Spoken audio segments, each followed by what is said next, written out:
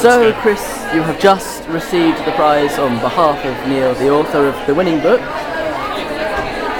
The Graveyard Book, by Neil Gaiman, and your wonderful illustrations, which the cover so conveniently shows.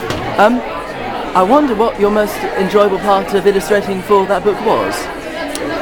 I think the whole thing, Daniel, because as an illustrator, what I wait for is a really good text to be sent to me. And what I think whenever I get the story, a novel, I read it and I think, am I John Tenniel reading Alice's Adventures in the, through the Looking Glass or in Wonderland?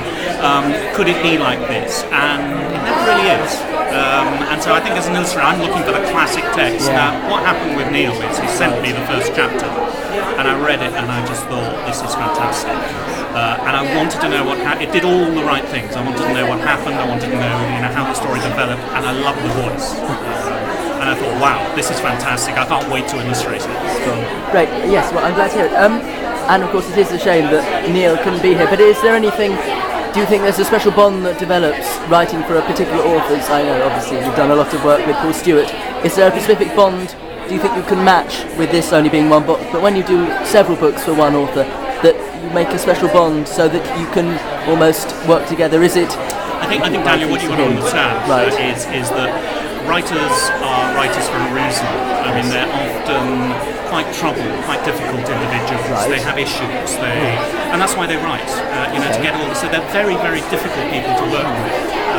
Whereas illustrators, because we have to work with writers, we're very bubbly. We're very easy to get on with. We're really sort of good people. So I sort of feel that I've learned how to work with these very, very difficult writers, like Paul Stewart, for instance. He's a nightmare, what can I tell you? Whereas Neil Gaiman is fantastic. He's wonderful. He sends me very funny emails, says some good things about the characterizations, and does this wonderful thing, which writers do. I love it when they do that. They give you permission to visualize their characters the way that you want to.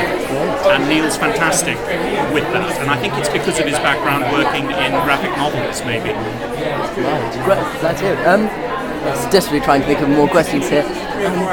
No, it's marvellous. And of course, as I should always say when interviewing anyone of such import, have you got any immediate projects for the future? Yes, I have. I'm doing a very big book, a very silly book about aliens. It's called Alienography.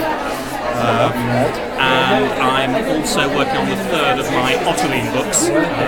And both these projects actually don't involve writers. So it's fantastic. I can do whatever I like. But having said that, I'm also working with Paul Stewart, who, despite what I've said, is a very fine writer and very nice to work with. And fingers crossed, I'm hoping that maybe I'll get a chance to work with Neil again, because he writes so beautifully. Okay, well, thank you very much for your time, Chris. And I think at just over 3 minutes, we'll have to leave it there. Thank you so much.